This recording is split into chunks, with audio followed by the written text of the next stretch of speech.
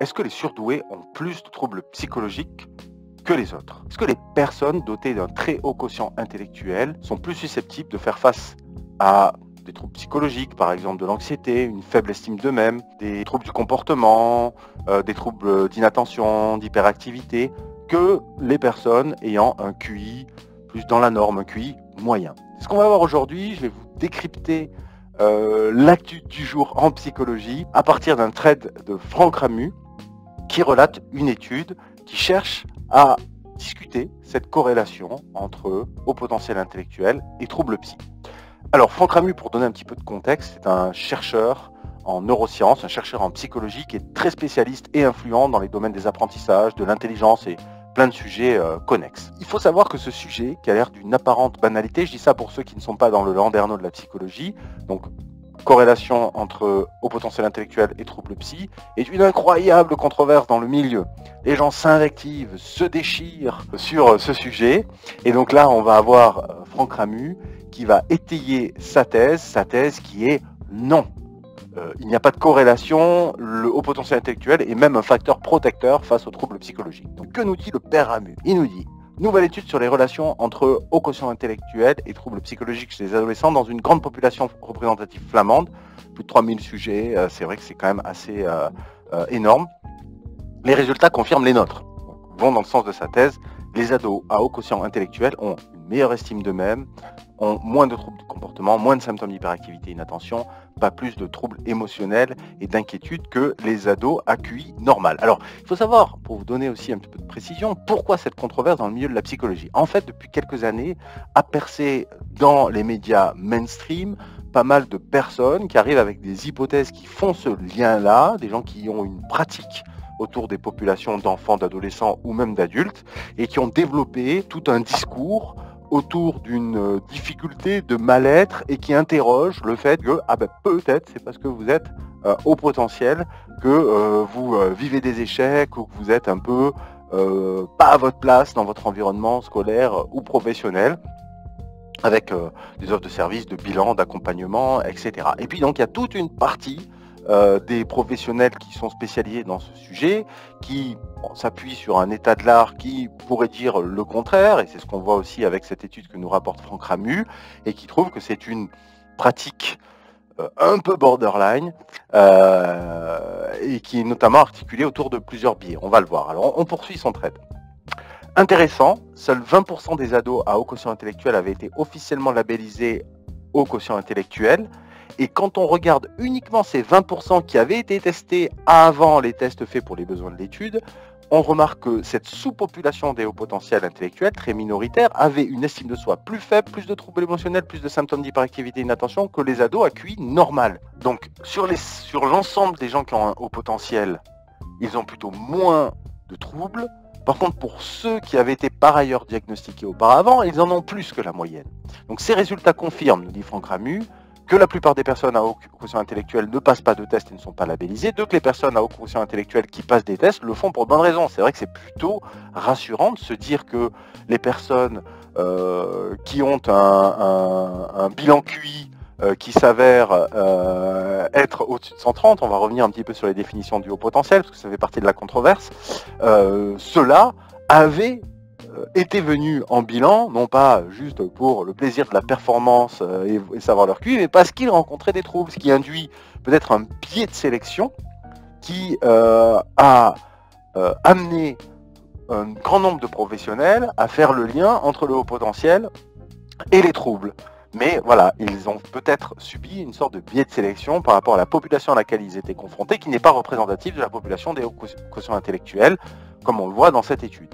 Donc, ces résultats expliquent donc le décalage de perception entre les cliniciens et les études épidémiologiques. Alors, voilà, donc ça me paraît être un arbitrage assez intéressant, même si c'est une étude relayée par Franck Ramu, qui lui-même soutient cette thèse. Donc peut-être qu'on pourrait imaginer un biais de sélection de son côté, même si c'est vraiment quelque chose qu'on retrouve déjà dans l'état de l'art, hein. Il n'y a rien de vraiment nouveau là-dedans.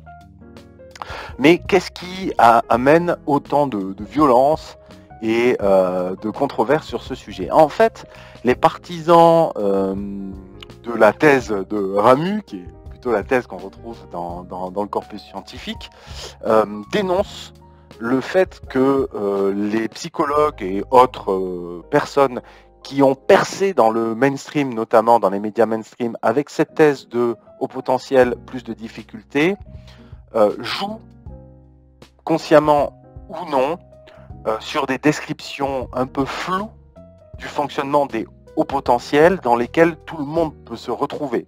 C'est-à-dire qu'il y a qu'on appelle une sorte de biais cognitif, qu'on appelle l'effet Barnum, où on a une description qui n'est pas assez solide ou pas assez précise, avec des éléments de description dans lesquels tout le monde peut plus ou moins se retrouver, et ça amène un grand nombre de personnes en difficulté à se dire, eh bien en fait, si je rencontre des difficultés, si je vis des échecs, c'est peut-être parce qu'en fait, j'ai un très haut niveau de raisonnement, un très haut QI, et que c'est le monde qui est en décalage avec mon esprit supérieur.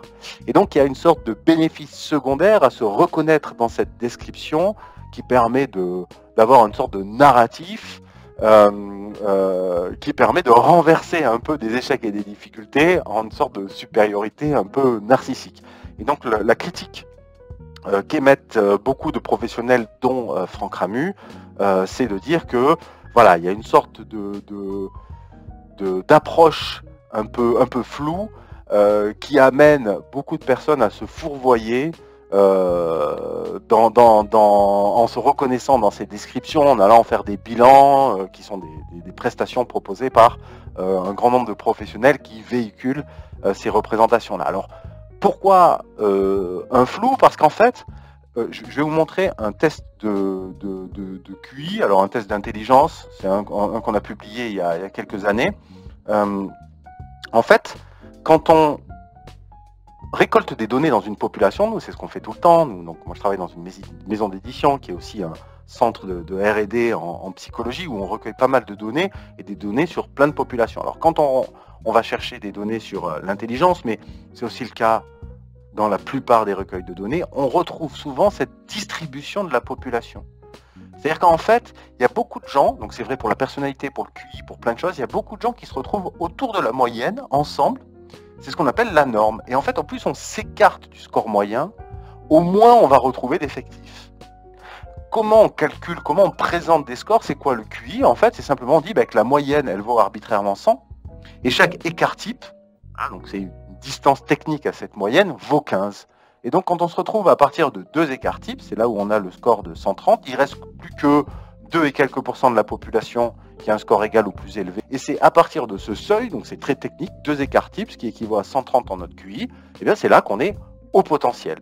Et c'est vrai qu'il y avait toute cette controverse avec des gens qui disent oui mais quand même si on n'a pas forcément un QI global à 130, mais qu'on a des résultats qui vont être avec une plus grande disparité entre les sous-éléments du QI, etc., on peut être considéré quand même comme un haut potentiel et donc on peut mettre les difficultés que rencontrent les personnes sur cette manière de fonctionner atypique, etc., qui ne rencontre pas quelque chose de suffisamment congruent dans l'environnement scolaire, professionnel, etc. Voilà pour ce petit trait. Alors moi je conseille tout le monde d'aller voir Franck Ramu. Alors je vais vous donner son blog, c'est skylogs.fr et vous avez Ramu Méninge. Il y a pas mal d'articles qui sont intéressants, qui sont avec une approche evidence-based, fondée sur des preuves scientifiques.